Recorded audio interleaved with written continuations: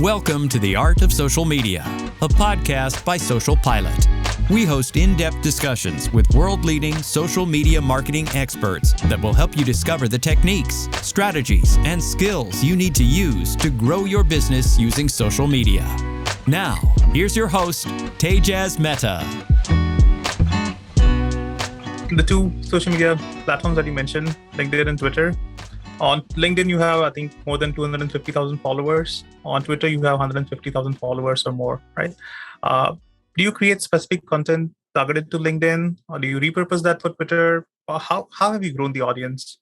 So it's changed a long time. I mean, I've been around LinkedIn for I was a LinkedIn influencer back in the day when they started. And I used to, like a lot of people, just say, oh, I just wrote this blog post. Great. And it was, at the time, it did wonderful. It's like, oh, great, link to the blog post, whatever. Well, that doesn't work anymore because algorithms change as they always do. So now what really works for me on LinkedIn is I'll write 2 or 3 paragraphs on a topic with a take.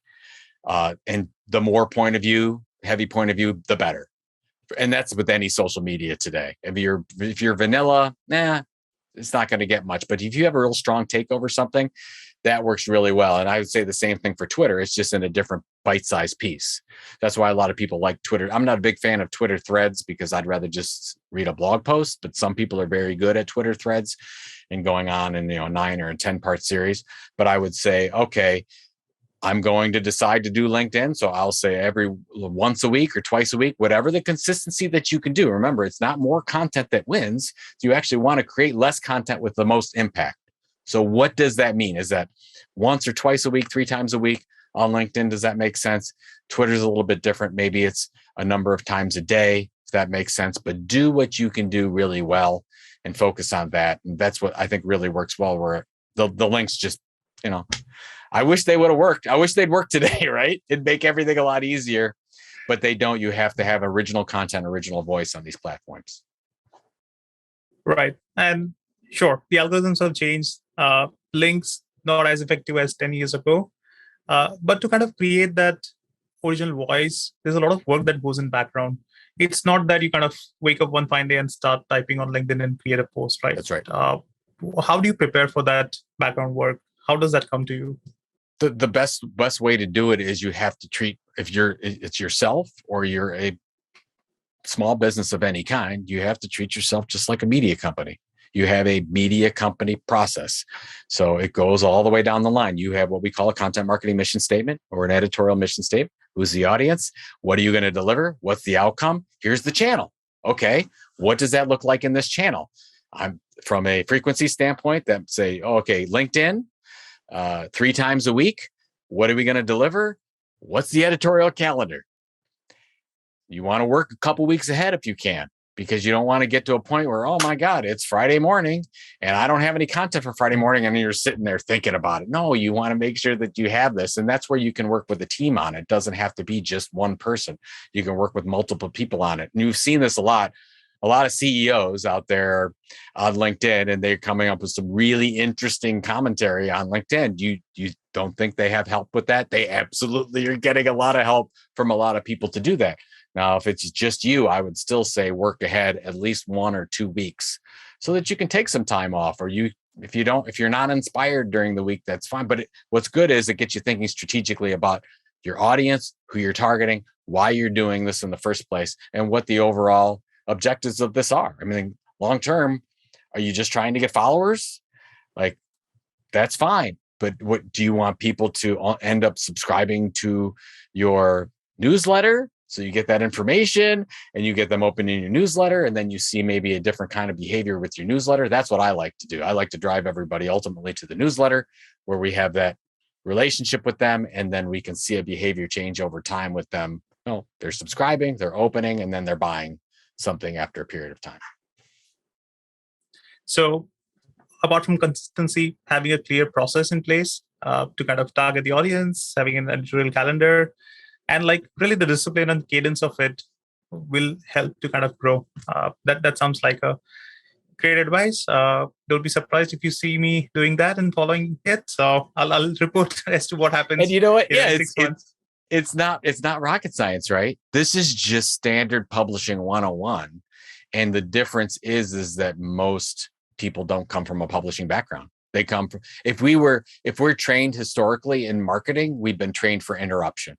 We've been trained for big campaigns and, hey, look at me and here's my product and service. Well, we're moving to a relationship-based communication. And that means it takes time, it takes thought, it makes, thinking ahead on what I'm going to publish and what I want to see have happen. And that's just a different animal altogether. And you're seeing more people get that, but it's still a new muscle for a lot of organizations. Sure. You'll have a live reporting from me, so be prepared for that. Absolutely. All right. Let's kind of talk about creator economy a bit, right? And I want to kind of touch upon how creator economy is functioning right now, the role of creators. You have this great blog called thetilt.com, which is kind of helping content creators into becoming content entrepreneurs. And then I also want to talk about the Tilt coin, which I saw is the number one ranking coin on rally.io. So please share your thoughts on the creator economy. Yeah, it's interesting. I mean, we talked about my journey before. As I've been focused on enterprise marketing for 15 years and the whole content marketing world. We created the event, the whole thing. And then when my wife and I sold that business, I took a couple of years off and I looked at what was going on in the industry, and I saw all these because the democratization of all these tools. Anyone is a content creator. All we need is a cell phone today. So you're seeing that happen. And at the same time, we have all these creators that are building audiences, but they don't know how to build a business. And that's where I think a lot of people went wrong, because in the creator economy, everyone focused on the tools and technology, which is great, but it's all about the creator.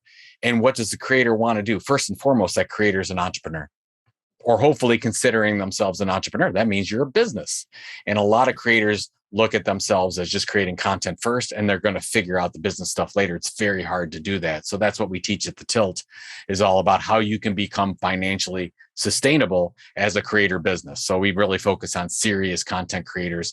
Most of the content creators that are our audience that are getting our newsletter twice a week, they've been creating content for well over 2 years. They've got e-newsletters, they've got podcasts. They're like little diversified media companies. And we're trying to figure out, how do you grow your audience the right way? How do you develop revenue channels? How do you diversify into the ways that make sense? And then this whole thing, you asked about the token or Tilt coin. Web3, even though it's not great in the press right now and getting a lot of media love, I still think is a thing for a lot of content entrepreneurs that we want to look at getting off of some of the social media platforms that have taken most of the revenue. I mean, if you look at the value that's been created in these social platforms like Facebook, like Instagram, like YouTube, the vast majority of that money has gone to those companies.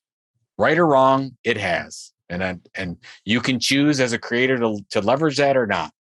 Well, what if you're a creator and you leverage those platforms, but you have a token in the form of a social token like we do with Tiltcoin, or an NFT, non-fungible token, that a lot of NFTs are out there, where you could use all these platforms, build an audience, but then that audience would get involved and own a piece of what you're doing. A little bit of, whether that's a token where you can use that as a currency in your own business. They can buy merchandise, or they can buy training or consulting like they can with Tiltcoin. So if you have Tiltcoin, you subscribe to the Tilt, you get Tiltcoin. If you refer the Tilt newsletter to somebody, you get more Tiltcoin. What can you do with that? You can buy merchandise, you can buy training, you can buy access to our events with that. So that's kind of how we use it. A lot of people use it in a different way, but I think of a token as more of a utility, and you give your customers different ways to use this, sort of creating your own mini economy. We're early days on this stuff. I don't even know where it's going. And we know, if you follow what's going on with the SEC and the CFTC and in the United States, nobody knows the rules yet. Like, they haven't been written. I'm hopeful that there is any kind of regulation so we know where we stand with all these things. And that's really why you've seen this crypto winter, I think, in a lot of cases, because a lot of people don't want to stick their toe in the water because we don't know. And I totally get that. But we're going to come out of this. There's so much innovation going on with this area. I'm confident that there will be smart people making some smart decisions. But I think that if you are a content creator, you should be looking at Web3 possibilities for your business. And you're going to see this kind of stuff in 5 years where you're to go to a certain web property on your phone, you're going to have to log in with your wallet, with your digital wallet, having some kind of an NFT for access or token access to get in there. You're going to see a lot of that because you're seeing a lot of companies take their privacy back and they're holding it in their digital wallet instead of just giving up all this information on the social platforms. And probably went too far into that at this point. We're so early days with this thing, but I'm bullish on the long-term aspect of a token of some kind being part of a content creator's business model. So does the content come first and the audience follows, and then the token comes into picture? Or like, when does a creator get into tokens? There are some, and I would say this is a large minority, that they create, let's say an NFT. Some people understand NFTs. Let's say you launched 1,000 NFTs and you make them available on OpenSea, and you can purchase that NFT with Ethereum or Solana or whatever you want to. A lot of people will just say, build the project first, build excitement about the project, and the audience will come. That has happened, but it's very, very rare. If you're looking for the better way to do it, if you think about a token NFT project as a product, you would want to build the audience first, just like anything else. And I talk about this in my book, Content Inc., where I really do believe if you build the audience first that knows, likes, and trusts you, and you deliver content over a period of time, and we know it generally takes about 12 to 18 months to build this minimum viable audience. Once you build an audience that knows, likes, and trusts you, then you can get them involved in the other things. Then they would gladly invest in your token project because you've built super fans. And then you take that super fan to a next level with this NFT project. So that's my recommendation. I'm not saying you can't do it the other way, because I've seen it done, but it is much more difficult, in my opinion, to build buzz when they don't have a relationship with you already. So great. If you're thinking about doing something like this and you have some kind of an audience, NFTs, social tokens are wonderful for the people that really, really love you. So they really are for the super fans. As Kevin Kelly would say, it's your 1,000 true fans. Li Jin would say it's your 100 super fans. You can monetize a community like that and give them special access to an event. Like we have our event, Creator Economy Expo, which is every May. We've sold an NFT project called Never Ending Tickets. So you buy this NFT and every year you get free VIP, you get VIP access into our event. Like this year, we'll give out unlimited drinks for everyone that's there that has an NFT, and you get a VIP event that no one else can go to. And some people that have particular NFTs get access to a main stage presentation or something like that. So those are the types of things that you create. Gary Vaynerchuk's done a wonderful job at doing some of this with his VFriends project as well. So yes, definitely easier to build the audience first and then the token project. Right. Going back to the creators of the creator economy, what are the top 3 challenges that they are facing now that the tools are democratized and they have content ideas? You teach them how to monetize, but what are the challenges that you see, top 3 challenges that you see that them facing day in, day out? Number 1 challenge is patience. And that's what we try to teach.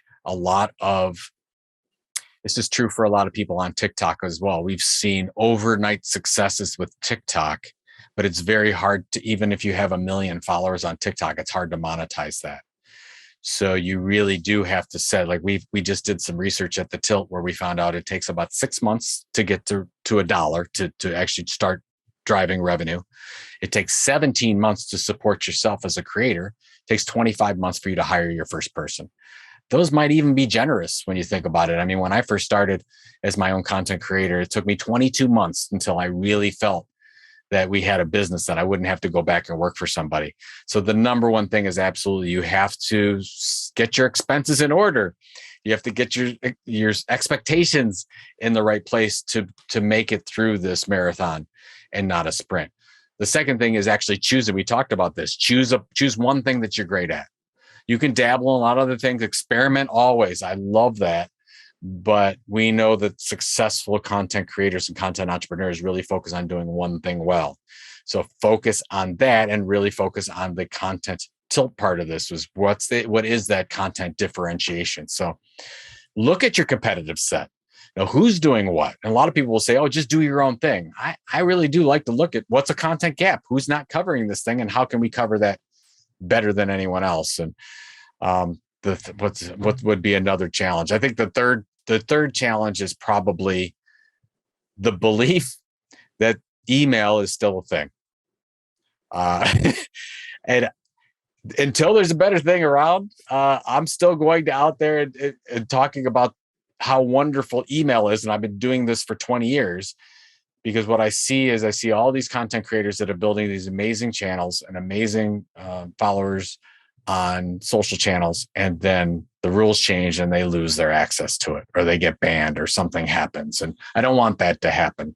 So email is a really good follow, where I always say, do your thing and email. YouTube and email. Podcast and email. Twitch and email. And you'd be surprised. Even with a younger crowd, you still have email. I mean, look at any social media platform. How do you get access to a social media platform today? Sign up with your email address. Everyone. And somebody will say, hey, people don't read email anymore. Not true. Look at yourself, your own behavior. Look at all your friends and colleagues. There's always 2 or 3 or 4 emails that they look for and open on a regular basis. So be that amazing thing in email. So those are probably the 3 that I would start with. But number 1, over and above everything else, is you have to set yourself up. This is a long game. It doesn't happen overnight. If it does, great. I saw John Lee Dumas is a great example, an entrepreneur on fire. Took him about 9 to 10 months until he really was making profit. That is the exception and not the rule. It generally takes a lot longer. So patience is the key, and then consistency on top of that, being disciplined. True for any business. Yep. So that's good to know. True for creators as well. What are the interesting people for content marketing that I should follow on social media? In content marketing? So in content marketing, of course, I'd have to recommend my co-host on This Old Marketing, Robert Rose.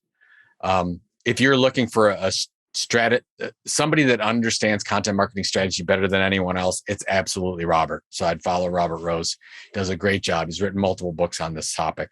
I love, from a writing standpoint, I absolutely love Ann Handley. I'm a big Ann Handley fan. She's got a great newsletter. So if you understand the writing aspect of content marketing, wonderful. Brian Piper and Andy Crestodina are 2 to follow on content optimization and search engine optimization when it comes from a content marketing standpoint. Love that. Podcasting, John Lee Dumas and Pat Flynn I would both follow those gentlemen. They're tremendous. If you're looking at bigger brands programs to look at, Cleveland Clinic, Amanda Todorovich has done a great job at Cleveland Clinic. Salesforce.com, I would look at what they're doing, and they're creating organic as well as purchasing properties. And then if you want to look at maybe my favorite case study in the world, it's Arrow Electronics. Arrow Electronics is a Fortune 120 company, multi-billion-dollar company. Instead of growing organically into all these areas, they went out and purchased 50 different media properties. Now they have 3 million opt-in subscribers. And if you said, who's the number 1 media company in the B2B electronics engineering space, I would say it's not a media company. It's Arrow Electronics, and they did that through acquisition. And Victor Gao was the orchestrator behind all that. So those are a nice group of people to follow in content marketing. Wonderful. And who are the people to follow for social media marketing? People doing great on social media? Actually, a lot of the same people, because all those people are using social media. But my good friend Michael Stelzner, who created Social Media Marketing World, is a great one to follow. Social Media Examiner is a great site when it comes to social media. I love Social Media Today as well. I love what the folks at Copyblogger are doing from a content creation and social media standpoint. So I highly recommend looking at that direction. And then you've got, depends on what you're looking at. I love what the folks at SEMrush are doing. You got what HubSpot's doing from their creator program is super interesting to me. ConvertKit's got some interesting things that they're doing as well. So it's fascinating. From a creator standpoint in social media, I've become a big fan of Mr. Beast, which a lot of people don't know, but he's done it the right way, because he started, I think in 2011, he started on YouTube, and he sort of tried to figure it out. It took him a couple of years, and now he's got 100 million followers, and he's banking $100 million a year. And he's doing some of the greatest work on YouTube. So Hassan Piker is a great one to follow on Twitch. He's a political commentator, but I think he's one of the leaders in Twitch and what he's used with that streaming platform. And I think a lot of us don't talk about Twitch enough. Amazon property, multi-billion-dollar property, even though maybe not as creator friendly as YouTube is. So we will see how that goes. But kind of my take on the creators and social media there. Tons of people to follow, so that's good news. Couple of very quick fire questions. Your favorite book that is not authored by you? Stranger in a Strange Land by Robert Heinlein is absolutely my favorite book of all time. What is it about? So it's a science fiction book, and it's basically Valentine Michael Smith is the lead character. He was born on Mars and he comes back to Earth and has to adapt to what happens in our environment. And it was written, I think, in the 60s, but it still holds up really well today. So I recommend, anytime I recommend somebody wants to read a book, I absolutely go for that. From a nonfiction standpoint, I just read Bryan Cranston's book, who stars in Breaking Bad, called A Life in Parts. Really recommend that for creators. I love what they've been able to do. And then for a marketing book, Everybody Writes by Ann Handley, just coming out with a new version. Absolutely love it. Can't recommend it enough. Got it. Your favorite productivity hacks or productivity secrets, if hacks is too negative a word for you? Oh, this is probably, I don't know if this is a productivity hack, but I think this is a hack that all marketers need to do it. I have my list right here. I list companies that I think we should buy all the time, and I have it listed in front of me. And I want to see that visibly. A lot of marketers, content marketers, as well as creators, don't think about the fact that acquisition is a really important part of content marketing. And if you said, what's the missing skill for content marketers today? I would say they don't understand acquisition. And I think you need to understand that, because you don't have to organically create all this anymore. You have, as we talked about, the creator economy, lots of creators creating all this stuff already. And sometimes it makes sense to purchase those creators' brands instead of creating it fresh. And one of the reasons why Content Marketing Institute was successful is we had 3 really important acquisitions that helped us go. We bought our awards program, we bought an email database, and we brought a West Coast event.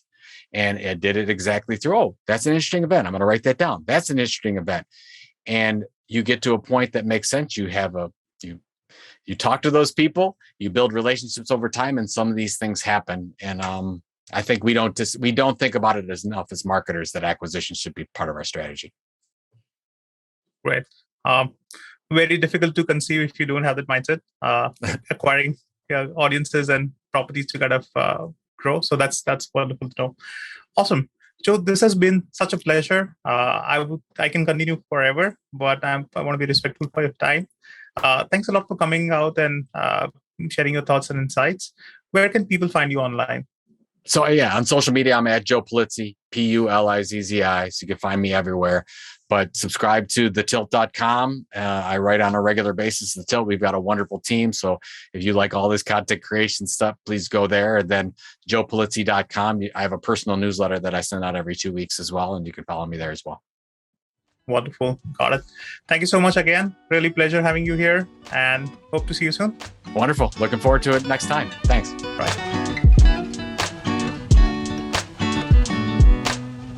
The Art of Social Media is brought to you by SocialPilot. To find out more about SocialPilot and how we can give you everything you need to hit your social media marketing goals, visit socialpilot.co.